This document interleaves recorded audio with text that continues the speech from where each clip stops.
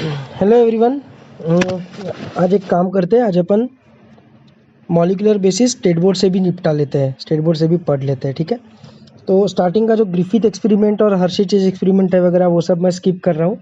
मैं सीधा DNA packaging पे आ रहा हूँ। वो उतना प्लीज़ पढ़ लेना, उसमें क्या कुछ एनसीईआरटी से अलग दिया हुआ नहीं है, कुछ अलग देने लायक है भी नहीं उसमें स्कोप। पर रेप्लिकेशन, ट्रांसक्रिप्शन, ट्रांसलेशन में हो सकता है स्टेट बोर्ड एज यूजुअल कुछ एडिशनल इन्फॉर्मेशन दिया हो, तो अपन उसकी रीडिंग कर लेते हैं। ठीक है, page number 72, DNA packaging. Length of DNA double helix molecule in a typical mammalian cell is approximately 2.2 meters. This can be worked out simply by multiplying the total number of base pairs with distance between the consecutive base pairs. Distance क्या है? दो consecutive base pairs का अपने को पता है ना, 0.34 nanometre और 3.4 एंगस्ट्रॉम। ठीक है, approximate size of a typical nucleus is 10 to the power minus 16 meter. How this long DNA molecule can then be accommodated in such a small nucleus? It therefore must be condensed, coiled and supercoiled to fit inside such small nucleus. Packaging in prokaryotes. In prokaryotes like E. coli, cell size is almost 2 to 3 micrometers long. They do not have well organized nucleus. It is without nuclear membrane and nucleolus. The nucleoid मतलब उसका DNA is small, circular, highly folded, naked ring of DNA which is 1100 micrometers long in perimeter, containing about 4.6 million base pairs. ठीक है, prokaryotes की बात चल रही है, उसमें न्यूक्लियर मेम्ब्रेन नहीं है, न्यूक्लियोलस नहीं है ना। ठीक है, तो सिंपल चीज़ है ये। तो प्रोकैरियोट्स में ऑब्वियसली ये सब चीज़ें रहने नहीं वाली, न्यूक्लियोलस, न्यूक्लियर मेम्ब्रेन वगैरह, तो वो तो सिंपल चीज़ है, उसमें कुछ नहीं है। The 1100 micrometres long, that is approximately 1.1 millimetre. कितना छोटा है प्रोकैरियोट्स का डीएनए, सोचो 1.1 मिलीमीटर का, और अपना कितना है 2.2 मीटर का। ठीक है, और वो भी अपना लीनियर है, इनका तो लीनियर भी नहीं है, इनका तो सर्कुलर है। 1.1 मिलीमीटर भी कब होगा? If cut and stretched out, है ना। The 1100 micrometer long nucleoid is to be fitted or packaged into a cell which is hardly 2 to 3 micrometers long. Hence the negatively charged DNA becomes circular, reducing the size to 350 micrometers in diameter. This is further reduced to 30 micrometers in diameter because of folding or looping. 40 to 50 loops are formed, domains or loops are formed. मतलब पहले circle बन गए और circle को further loops में convert कर दिया। Formation of loops is assisted by RNA connectors, लिख लेंगे इसको। Each domain is further coiled and super coiled, thereby reducing the size down to 2 micrometres in diameter. This coiling is assisted by positively charged HU मतलब histone like DNA binding proteins है वो। HU proteins and enzymes like DNA gyrase याद है ना, topoisomerase 2 को DNA gyrase बोलते हैं, and DNA topoisomerase 1 for maintaining super coiled state. ठीक है, सिंपल चीज है, सीक्वेंस अपने को याद रखना है। ओके, तो आएंगे अभी अपन नेक्स्ट पेज पे, आएंगे। Okay, so coming to page number 73। अब packaging in eukaryotes. Eukaryotes show well-organized nucleus containing nuclear membrane, nucleolus, and thread-like material in the form of chromosomes.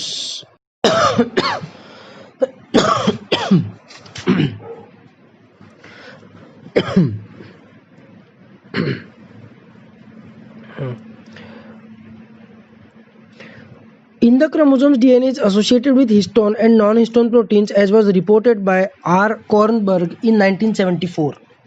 The organization of DNA is much more complex in eukaryotes. Depending upon the abundance of amino acid residues with charged side chains, a protein acquires its charge. Histones are the proteins that are rich in lysine and arginine residues. Both these amino acid residues are basic amino acids and carry positive charges with them.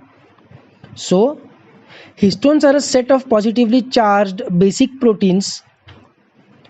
These histones organize themselves to make a unit of 8 molecules known as histone octamer. ठीक है, ये diagram तो अपन ने देखा हुआ है. इसके एक यूनिट को न्यूक्लियोसोम बोलेंगे. जब ऐसे बहुत सारे न्यूक्लियोसोम्स रहेंगे, that structure will be called as beads on string. The negatively charged helical DNA is wrapped around the positively charged histone octamer, forming a structure known as nucleosome. The nucleosome core is made up of 2 molecules of each of 4 types of histone proteins, that is H2A, H2B, H3 and H4. H1 proteins bind the DNA thread where it enters and leaves the nucleosome. ठीक है.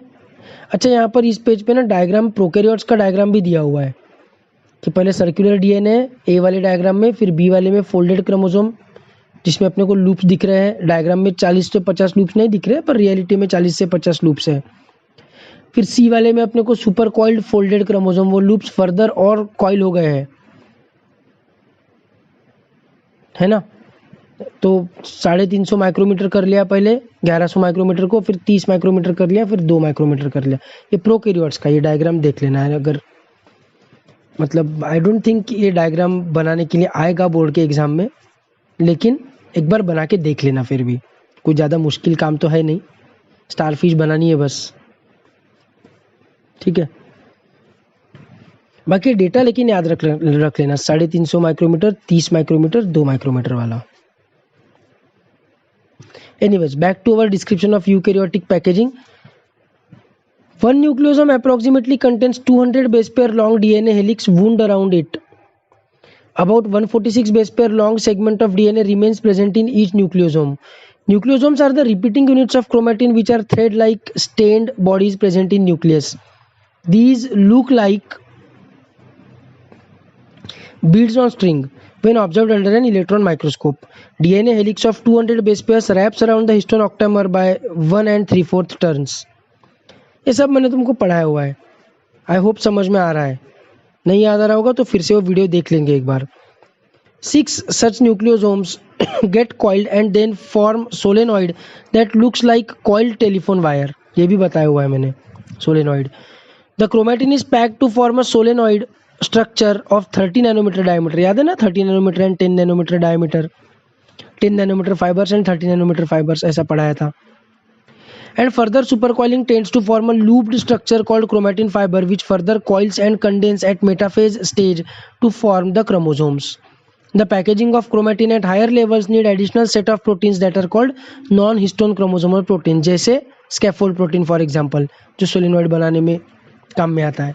तो वो कोई histone protein नहीं है, लेकिन packaging के काम की चीज़ है. आ रहा है समझ में? सिंपल है एकदम. तो बढ़ते हैं नेक्स्ट पेज पे, पेज नंबर 74. पेज नंबर 74 पे अगेन लेफ्ट साइड में डायग्राम दिया हुआ है. बीड्स ऑन स्ट्रिंग है, उसके बाद बी में chain of nucleosomes forming 10 to 11 nanometre thick fibre, और फिर सी में 30 नैनोमीटर फाइबर. ऐसा डायग्राम दिया हुआ है.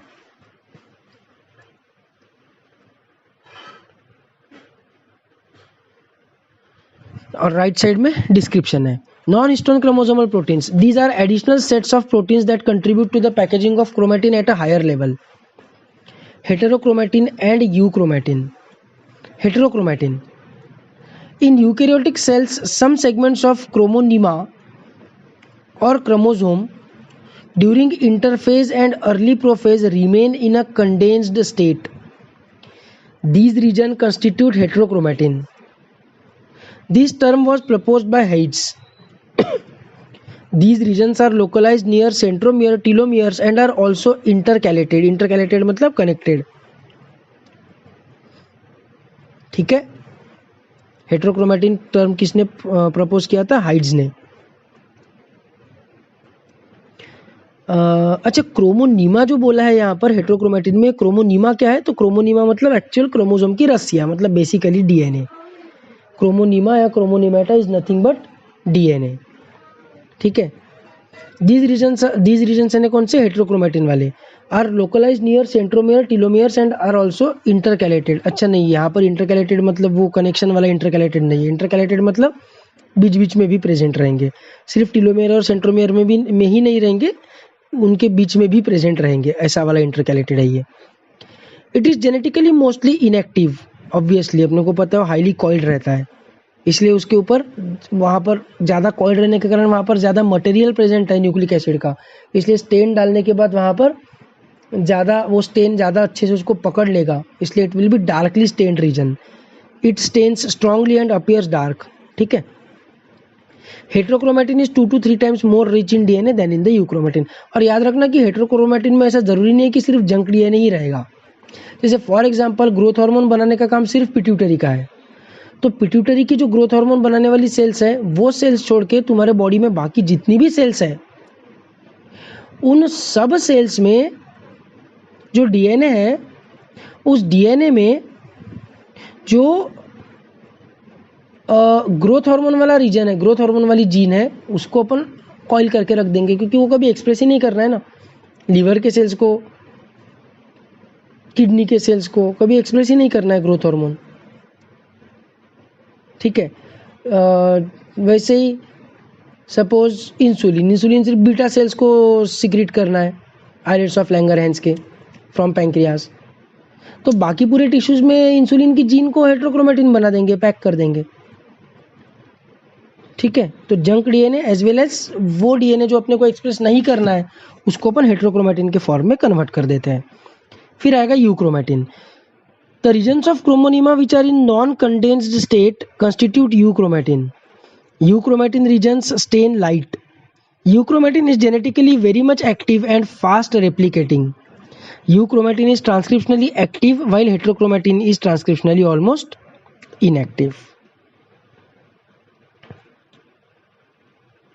फिर आते हैं डीएनए रेप्लिकेशन पे। The DNA molecule regulates and controls all the activities of the cell. Because of its unique structure, it is able to control the synthesis of other molecules of the cell. At the same time, when the cell reproduces, the DNA also should duplicate itself to distribute equally to the daughter cells. As a carrier of, अरे sorry अपन next page पे आ गए, वो मैंने बताया ही नहीं। Page number 75 पे आ रहे हैं अपन। ठीक है। DNA also should duplicate itself to distribute equally to the daughter cells. अब अपन आ गए पेज नंबर 75 पे। As a carrier of genetic information, DNA has to perform two important functions. पहला है heterocatalytic function. When DNA directs the synthesis of chemical molecules other than itself, then such functions of DNA are called heterocatalytic function. Example, synthesis of RNA, synthesis of protein, etc. ये लिख लेंगे, important चीज़ है, मतलब NEET के हिसाब से नहीं, board के हिसाब से और इवन एमएचसीटी के हिसाब से भी। B autocatalytic function. When DNA directs the synthesis of DNA itself, then such function of DNA is called autocatalytic function. Example, replication. The process by which DNA duplicates itself is called replication. Through replication it forms two copies that are identical to it. In eukaryotic organisms, replication of DNA takes place only once in the cell cycle. It occurs in the S phase of interphase in the cell cycle. ये भी पता है अपने को। DNA replicates through semi-conservative mode of replication. The model of semi-conservative replication was proposed by Watson and Crick on the basis of anti-parallel and complementary nature of DNA strands. याद है ना, NCERT ने भी उस डायग्राम के नीचे Watson Crick model लिख के रखा है। ठीक है। पर इसको प्रूव मेसलसन एंड स्टाल ने किया है, विसिया फैबाग में टेलर ने किया है। ठीक है। The process of semi conservative replication is as below. सबसे पहले एक्टिवेशन ऑफ न्यूक्लियोटाइड्स, बड़ी अच्छा डिटेल में दिया एनसीईआरटी ने, स्टेट बोर्ड ने। The 4 types of nucleotides of DNA, that is dAMP, dGMP, dCMP and dTMP are present in the nucleoplasm. They are activated by ATP in presence of enzyme phosphorylase. This results in the formation of deoxyribonucleotide triphosphates. यहाँ पर इसने deoxyribonucleotide triphosphate बोला है, whereas NCERT deoxyribonucleoside triphosphates बोलती है। मेरे को लेकिन यार एनसीईआरटी का फंडा ज़्यादा सही लग रहा है।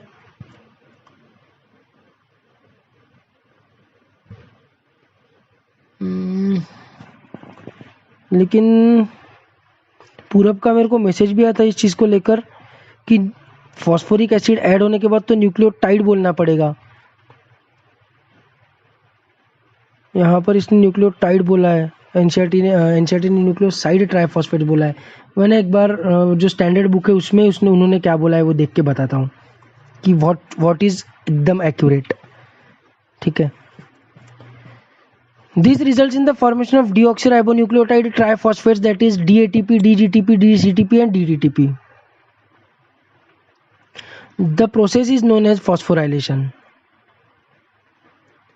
पॉइंट ऑफ समझ गए ना, एएमपी जीएमपी को एटीपी जीटीपी ऐसा कर, मतलब दो दो फॉस्फोरिक एसिड ऐड कर लेंगे ताकि टोटल 3 फॉस्फोरिक एसिड्स हो जाए। तो क्यों एनर्जी के लिए ज़रूरी है ना, बाद में रेप्लिकेशन के दौरान 3 में से 2 निकल जाते हैं और एक जो है वो ऊपर वाले के थर्ड कार्बन के साथ डाइस्टर बॉन्ड बना लेता है। लेकिन वो बॉन्ड बनाने के लिए जो एनर्जी लगती है वो ये जो 2 निकल गए उनके निकलने से जो एनर्जी रिलीज हुई उसी एनर्जी से तो होता है वो काम, है ना। सेकंड, पॉइंट ऑफ ओरिजिन और इनिशिएशन पॉइंट।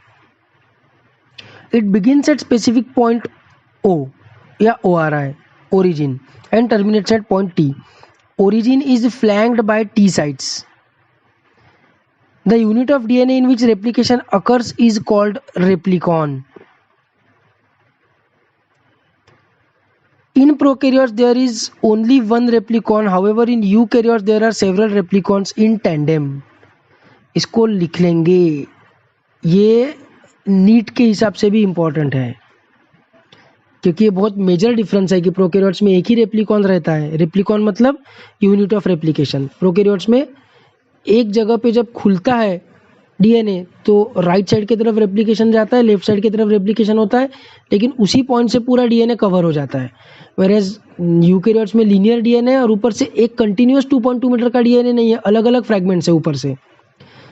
तो there are multiple replicons in eukaryotes. ठीक है। एट द पॉइंट ओ मतलब ORI ही याद रखना, ये स्टेट बोर्ड क्यों ओ बोल रहा है पता नहीं, बाकी हर जगह स्टैंडर्ड किताबों में भी ORI ही बोला जाता है। ठीक है। At the point O enzyme endonuclease nicks one of the strands of DNA temporarily. The nick occurs in the sugar phosphate backbone और the phosphodiester bond. Unwinding of DNA molecule. Now enzyme DNA helicase operates by breaking weak hydrogen bonds in the vicinity of O. देखो ये जो ऊपर वाला जो endonuclease वाला step था वो क्या था समझा ना। वो क्या बोल रहा है कि एक पॉइंट पे बस एंडोन्यूक्लियस उसको तोड़ देता है डीएनए को और फिर हेलिकेज फर्दर उसको ओपन करते जाता है। ये यूकैरियोट्स में करने की जरूरत नहीं है, लेकिन प्रोकैरियोट्स का डीएनए सर्कुलर होने के कारण ORI वाले रीजन पे वो आ भी गया अगर हेलिकेज एंजाइम जहाँ से रेप्लिकेशन ओरिजिनेट करना है तो भी वो पूरा पैक्ड रहेगा ना, वो खोलना शुरू कैसे करेगा। नारियल की रस्सी का एग्जाम्पल लिया था अपन ने कि उसको अपन कैसा खोलते जाएंगे हेलिक्स को, लेकिन उसके लिए उसके 2 एंड्स तुम्हारे हाथ में तो आने चाहिए ना। अगर वो सर्कुलर रस्सी रही तो तुम उसको कैसे खोलोगे। तो बीच में एक बार निकिंग तो करना ही पड़ेगा, निक याद है ना, काटना ही पड़ेगा एंडोन्यूक्लियस की मदद से। लेकिन सिर्फ प्रोकैरियोट्स में, यूकैरियोट्स का तो लीनियर डीएनए है, यूकैरियोट्स को ये करने की जरूरत नहीं है। ठीक है। Anyways, unwinding of DNA molecule. Now enzyme DNA helicase operates by breaking weak hydrogen bonds in the vicinity of O. The strands of DNA separate and unwind. This unwinding is bidirectional and continues as Y-shaped replication fork. ये सब prokaryotes की कहानियां चल रही है इसलिए bidirectional है। Eukaryotes में बायडायरेक्शनल नहीं रहेगा। प्रोकैरियोट्स का बायडायरेक्शनल मैंने तुमको बताया हुआ है, भूलो मत, वो थीटा रेप्लिकेशन वगैरह बताया था जब। Each separated strand acts as template. The 2 separated strands are prevented from recoiling by SSB proteins, single strand binding proteins. ये बताया हुआ है। SSB proteins remain attached to both the separated strands so as to facilitate synthesis of new polynucleotide strands. ठीक है। तो आते हैं अपन next page पे, page number 76। replicating fork.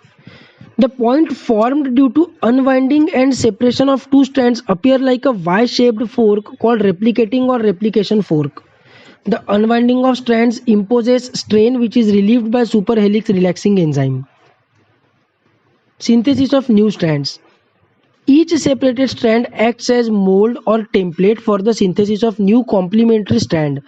It begins with the help of a small RNA molecule called RNA primer. बराबर है, क्या बोलते हैं इसको? RNA primer.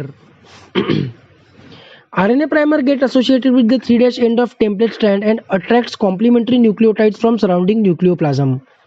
These nucleotide molecules bind to the complementary nucleotides on the template strand by forming hydrogen bonds.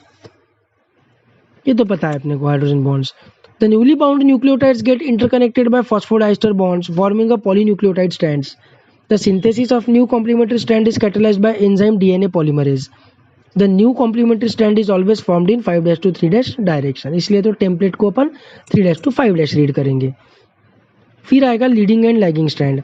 The template strand with free 3' end is called leading template and with free 5' end is called lagging template. The process of replication always starts at C3 end of template strand and proceeds towards C5 end. As both the strands of parental DNA are anti-parallel, new strands are always formed in 5' to 3' direction. One of the newly synthesized strand develops continuously towards replicating fork is called leading strand. जो towards replication fork जाता रहेगा, obvious है ना, replication fork उसको open करते जाएगा, helicase उसको open करते जाएगा और ये वाला स्ट्रैंड आगे आगे आगे आगे बढ़ते जाएगा. लेकिन जो रेप्लिकेशन फोर्क से अपोजिट डायरेक्शन में जा रहा है वो टुकड़ों टुकड़ों में बनेगा. Another new strand develop discontinuously away from the replicating fork is called lagging strand. सही है, एकदम एकदम सही है. ठीक है. Maturation of Okazaki fragments. DNA synthesis on lagging template takes place in the form of small fragments called Okazaki fragments, named after scientist Okazaki. Okazaki fragments are joined by enzyme DNA ligase. ये भी मैंने बताया हुआ है, लेकिन उसके पहले DNA polymerase 1 क्या करता है, ओकाजाकी फ्रैगमेंट्स के जो RNA प्राइमर्स है उनको रिमूव करता है और उनको रिमूव करने के कारण जो गैप तैयार हो जाएगी उस गैप को फिल भी कर देता है प्रीवियस ओकाजाकी फ्रैगमेंट को प्राइमर की तरह ट्रीट करके. इसलिए आखिरी वाला जो ओकाजाकी फाइबर फ्रैगमेंट रहेगा उसके गैप को भर नहीं पाएगा, क्योंकि उसके पीछे कोई ओकाजाकी है ही नहीं जो प्राइमर की तरह एक्ट करे, है ना. सेम प्रॉब्लम लीडिंग स्ट्रैंड के साथ भी है, कोई इशू नहीं है उसमें. लीडिंग स्ट्रैंड का भी थोड़ा सा पोर्शन कट हो जाएगा after every round of replication, you know that. इसलिए अपन बूढ़े होते हैं. RNA primers are removed by DNA polymerase. सीधा डीएनए पॉलीमरेज ही बोला है स्टेट बोर्ड ने, 1 2 3 कुछ बताया नहीं है. And replaced by DNA sequence with the help of, नहीं बताया आगे के लाइन में. And replaced by DNA sequence with the help of DNA polymerase 1 in prokaryotes and DNA polymerase alpha in eukaryotes. बहुत बढ़िया बढ़िया बढ़िया, सही डिटेलिंग है. ये सब इंपॉर्टेंट चीज़ें हैं, स्पेशली एमएचसीटी के हिसाब से तो इंपॉर्टेंट है. एनसीईआरटी में ये सब दिया नहीं है तो नीट के हिसाब से नहीं है, लेकिन एमएचसीटी के हिसाब से ये सब इंपॉर्टेंट चीज़ें हैं. मैंने तुमको बताया था ना यूकैरियोट्स में DNA polymerase alpha beta gamma delta epsilon रहता है करके. छोटे छोटे डिफरेंसेस है मूल बायो में प्रोकैरियोट्स और यूकैरियोट्स के, ऐसा मैंने 2-3 बार बताया हुआ है. ठीक है, तो उसमें से अल्फा वाला ये काम करता है और प्रोकैरियोट्स में पॉल 1 वाला ये काम करता है. Finally, DNA gyrase, that is topoisomerase enzyme, forms double helix to form daughter DNA molecules. 7th point. Formation of daughter DNA molecules. At the end of replication, 2 daughter DNA molecules are formed, obviously. In each daughter DNA, one strand is parental and the other one is totally newly synthesized. Thus, 50% is contributed by mother DNA. Hence, it is described as semi-conservative replication. As well as क्या है, semi-discontinuous भी है. Experimental confirmation, semi-conservative replication. In newly formed DNA molecule, one strand is old, that is conserved, and other strand is newly synthesized. Thus, it is called semi-conservative mode of replication. It is experimentally proved by Matthew Meselson and Franklin Stahl by using equilibrium density gradient centrifugation technique. Meselson and Stahl in 1958 performed an experiment to prove semi-conservative nature of replication.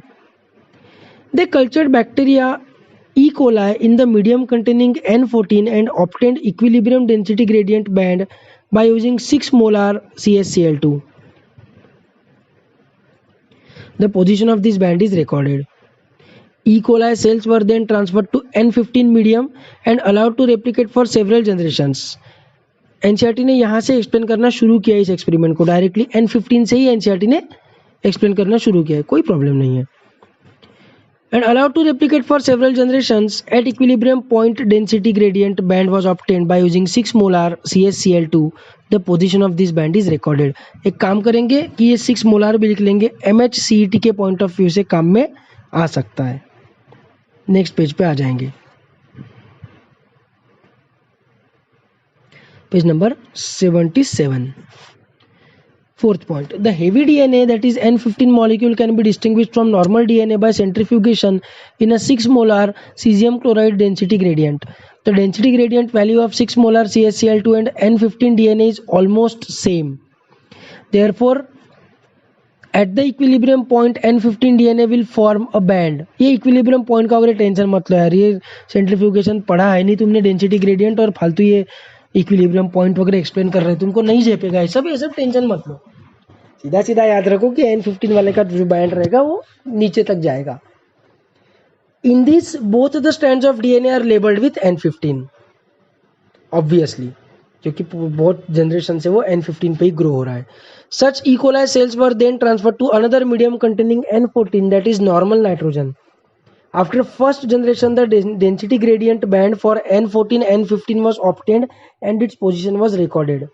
After second generation, 2 density gradient bands were obtained, one at N14 N15 position and another at N14 position.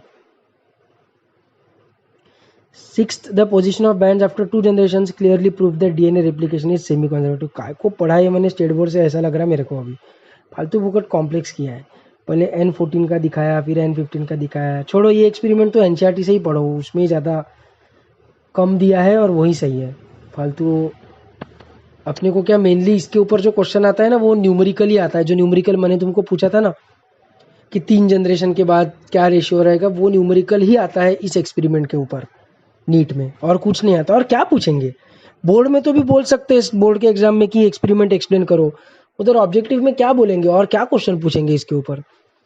6 molar पूछ सकते हैं ज़्यादा से ज़्यादा, लेकिन वो भी NEET का स्कोप नहीं है क्योंकि नीट में तो वो बताया भी नहीं है एनसीईआरटी ने कितना मोलार CaCl2 था. एक बार का MHCET में पूछ तो भी सकते हैं, ठीक है. बाकी टेंशन मतलब एक्सपेरिमेंट तुमको समझा है क्योंकि तुम लोगों ने मेरे को आंसर दिए, उससे मेरे को समझ गया कि तुमको एक्सपेरिमेंट समझ गया, दैट इज ऑल मैटर्स. छोड़ो. यूज योर ब्रेन पावर में क्या दिया है, list as many different activities required during DNA synthesis as you can. ठीक है, एंजाइम एक्टिविटीज बोल सकते हैं, अपन ने लिस्ट भी बनाई हुई है. Second, this type of replication is called semi conservative replication. Considering the meaning of this words, why DNA replication is called, फालतू क्वेश्चन कुछ भी. 4.5 protein synthesis. Proteins are very important biomolecules. They serve as structural components, enzymes and hormones. The cell needs to synthesize new protein molecules. The process of protein synthesis includes transcription and translation. The process of copying of genetic information from one strand of DNA into a single-stranded RNA transcript is termed as transcription. During this process, synthesis of complementary strand of RNA takes place, except that the adenine nitrogen base pairs with the uracil base instead of thymine. Simple है. Central dogma. Double-stranded DNA molecule gives rise to mRNA, which acts as a messenger to program the synthesis of a polypeptide chain. This type of unidirectional flow of information from DNA to RNA to protein is referred to as central dogma of molecular biology. It was postulated by Francis Crick in 1958.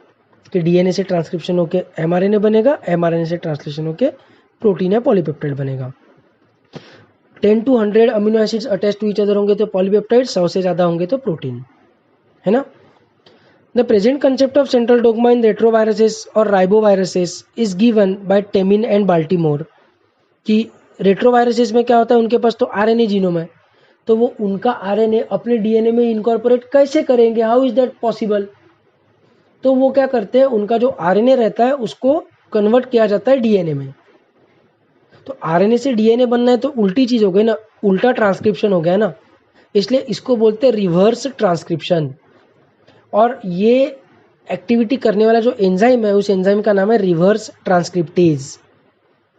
Reverse transcriptase, ठीक है। तो आज के date में the present concept of central dogma क्या है कि DNA से आरएनए बनेगा ट्रांसक्रिप्शन से, आरएनए से डीएनए बनेगा रिवर्स ट्रांसक्रिप्शन से, और डीएनए के ऊपर डीएनए से ही चालू होकर डीएनए पे खत्म होने वाला एक गोल एरो दिख रहा है अपने को। उसका मतलब क्या है? उसका मतलब है कि डीएनए से डीएनए भी बनेगा, that is replication, nothing else, बराबर। और फिर आरएनए से एमआरएनए से बनेगा पॉलीपेप्टाइड। तो डीएनए से डीएनए, डीएनए से आरएनए, आरएनए से डीएनए भी बन सकता है, रिवर्स भी हो सकता है। ठीक है ना, समझ में आ रहा है ना।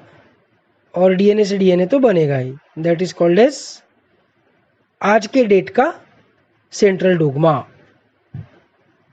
आज हम क्या बिलीव करते हैं, ये है वो, ठीक है। तो बढ़ते हैं अपन नेक्स्ट पेज पे, that is page number 78। Accordingly enzyme RNA dependent DNA polymerase synthesises DNA from RNA. RNA dependent DNA polymerase RNA को पढ़ के डीएनए बना रहा है, सिंपल। अब आते हैं ट्रांसक्रिप्शन पे। During transcription information of only one strand of DNA is copied into RNA. This strand of DNA acts as a template. Enzyme RNA polymerase catalyzes the formation of RNA transcript. DNA is located in the nucleoid of prokaryotes and in nucleus of eukaryotes. DNA transcription takes place in nucleus in eukaryotes, whereas translation occurs in cytoplasm. DNA transfers information to mRNA, which then moves to ribosomes. Transcription occurs in the nucleus during G1 and G2 phases of cell cycle. DNA has promoter and terminator sites. बराबर है ना। Every gene के पहले promoter, every gene के बाद termination site. Transcription starts at promoter site and stops at terminator site. Actually, the process of transcription in both prokaryotes and eukaryotes involves 3 stages, that is initiation, elongation and termination. ठीक है, सबसे पहले देखते हैं transcription unit. Each transcribed segment of DNA is called a transcription unit. It consists of promoter, structural gene, terminator. 2 strands of DNA in the structural gene show following features. The promoter is located towards 5' end of structural gene, that is upstream. क्या? Non template stand के हिसाब से 5' रहना चाहिए, वो mention ही नहीं किया है, पूरा स्टेटमेंट ही गलत हो जाता है, भावना समझो. The promoter is located towards 5' and बोल के नहीं चलता. 5' एंड किसका? नॉन टेम्पलेट स्टैंड का, मतलब कोडिंग स्ट्रैंड. नॉन टेम्पलेट को कोडिंग बोलते हैं, स्लिप ऑफ टंग नहीं है, नॉन टेम्पलेट को ही कोडिंग बोलते हैं. क्यों पता है तुमको? क्योंकि नॉन टेम्पलेट जो रहता है वो टेम्पलेट का कॉम्प्लीमेंट्री रहता है, आरएनए जो रहता है वो भी टेम्पलेट का कॉम्प्लीमेंट्री रहता है. तो आरएनए और नॉन टेम्पलेट स्टैंड सेम रहते हैं, बस थाइमिन और यूरेसिल का डिफरेंस छोड़ दो, बाकी सेम रहते हैं, इसलिए उसको कोडिंग स्टैंड बोलते हैं नॉन टेम्पलेट को. तो नॉन टेम्पलेट का 5' एनसीईआरटी ने ये चीज़ मेंशन की हुई है कि with respect to coding strand अपन डायरेक्शन डिफाइन करते हैं करके. ठीक है. It is a DNA sequence that provides binding site for enzyme RNA polymerase. RNA polymerase binds to specific promoter. In prokaryotes, the enzyme recognizes the promoter by its sigma factor subunit. Structural genes. 2 strands of DNA have opposite polarity. DNA dependent RNA polymerase catalyzes polymerization in 5' to 3' direction. नया RNA 5' to 3' बनेगा, DNA को अपन 3' to 5' पढ़ेंगे. अगली line में वही बोला है. So the DNA strand having 3' to 5' polarity acts as template strand. The other strand of DNA having 5' to 3' polarity is complementary to template strand. The sequence of bases in this strand is same as in RNA, बस फर्क क्या है, thymine is replaced by uracil. It is the actual coding strand, इसलिए उसको coding strand बोलते हैं. The information on this strand of DNA is copied on mRNA. This is called sense strand. The terminator is located at 3' end of coding strand, that is downstream. It defines the end of the transcription process. After binding to promoter, RNA polymerase moves along the DNA and causes local unwinding of DNA duplex into two chains in the region of the gene. देखो RNA polymerase ही उसको open करता है DNA को in case of transcription and in case of replication अलग सा enzyme है DNA helicase. बहुत simple चीज़ है ये, पर ये चीज़ गलत करके है स्टूडेंट्स. बताओ, क्वेश्चन में स्पेसिफिकली बोला था कि डीएनए को ओपन करने का काम कौन सा एंजाइम करेगा during transcription. Only thing is कि ड्यूरिंग ट्रांसक्रिप्शन क्वेश्चन के एंड में बोला था. क्वेश्चन पढ़ना ही नहीं है ना पूरा, मार्क करके आ गए. 2020 में जिन्होंने नीट दिया पूरी जनता हेलिकेज मार्क करके आ गई. सोचो क्या बेवकूफ़ी है. सिर्फ एक इतना पढ़ना था बस कि ड्यूरिंग ट्रांसक्रिप्शन 2 वर्ड्स पढ़ने थे. घाई गड़बड़ के कारण -5 होता है. घाई गड़बड़ करने का नहीं. इससे आसान क्या क्वेश्चन पूछेंगे यार. और नीट में एनसीईआरटी बेस्ड एकदम फालतू क्वेश्चन. बस घाई गड़बड़ के कारण पूरी जनता हेलिकेज मार्क करके आई है.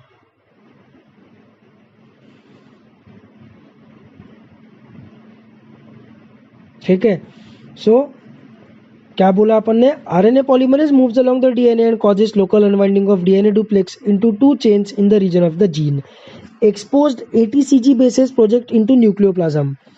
Only one strand functions as template which is called as antisense strand. है ना, क्योंकि उसके ऊपर तो सेंस ही नहीं बनता है ना कुछ. उसका तो कॉम्प्लीमेंट्री जो है वो सेंस है ना. उसके कॉम्प्लीमेंट्री आरएनए बनता है ना. जैसे अपन नॉन टेम्पलेट को कोडिंग बोलते हैं वैसे नॉन टेम्पलेट को अपन सेंस भी बोलते हैं. And the other strand is complementary which is actually a coding strand that is sense strand. The ribonucleoside triphosphates. अभी साइड बोला है इसने, तब टाइड बोला था.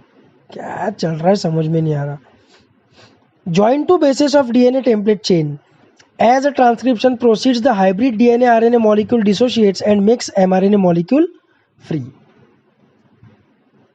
किसने तो भैया क्वेश्चन पूछा भी था मेरे को कि आरएनए बाहर कैसे निकलता है करके डीएनए में से.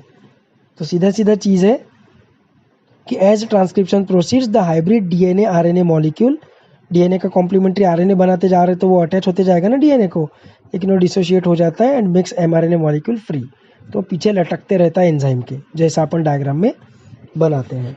तो उसमें कोई टेंशन मत लेना. ठीक है, नेक्स्ट पेज पे आ जाएंगे. नेक्स्ट पेज कौन सा है, page number 79. When RNA polymerase reaches the terminator signal on the DNA, it leaves DNA and fully formed mRNA is released. गलत बात है. फुल्ली फॉर्म्ड mRNA रिलीज नहीं होता है, फुल्ली फॉर्म्ड hnRNA रिलीज होता है. As the mRNA grows, the transcribed region of DNA molecule becomes spirally coiled and attains double helical form. Again, क्योंकि इधर SSB हो गए तो अपन ने कुछ लगाया ही नहीं था, कुछ झंझट ही नहीं है. RNA polymerase एंजाइम आगे बढ़ गया कि इधर पीछे वो अपने आप रिकॉइल हो गया, कोई टेंशन नहीं है. In bacteria, mRNA does not require any processing because it has no introns. Prokaryotes possess only one type of RNA polymerase. In eukaryotes, there are 3 types of RNA polymerases. RNA polymerase 1 transcribes rRNA, RNA polymerase 2 transcribes mRNA and मतलब वही hnRNA and heterogeneous nuclear RNA. RNA polymerase 3 is responsible for transcription of tRNA and small nuclear RNA.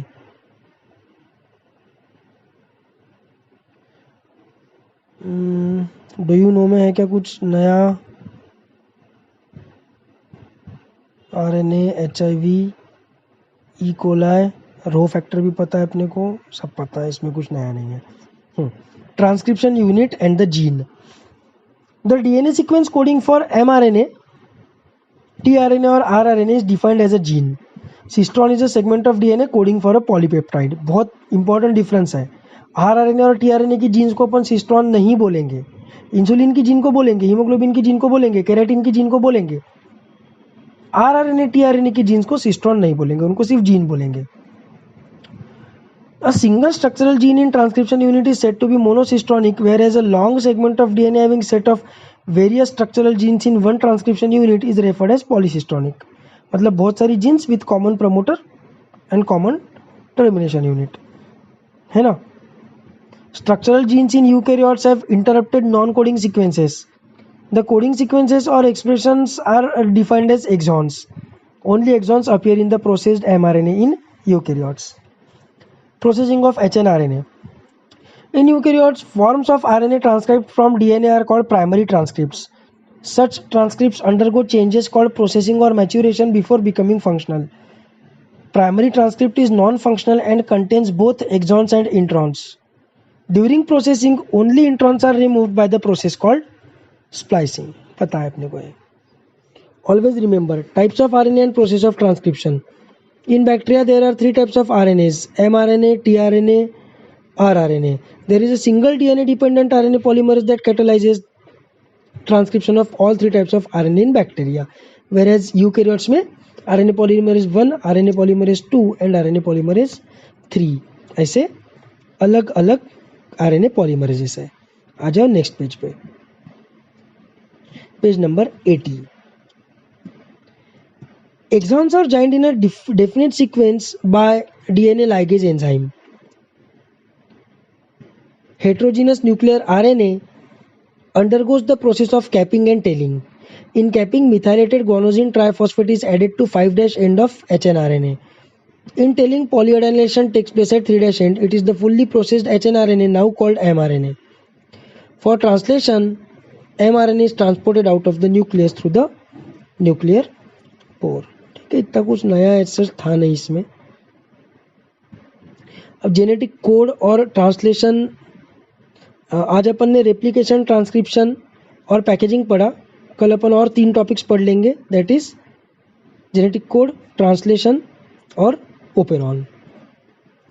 ठीक है, हो सकता है उसमें अपने को कुछ नई नई चीज़ें मिल जाए. नहीं भी मिली तो भी रिवीजन ही हो जाएगी, प्रॉब्लम क्या है. लेकिन स्टेट बोर्ड भी अपने को पढ़ना ज़रूरी है. तो बाकी के 3 टॉपिक्स अपन कल के क्लास में पढ़ेंगे. तब तक के लिए गुड बाय.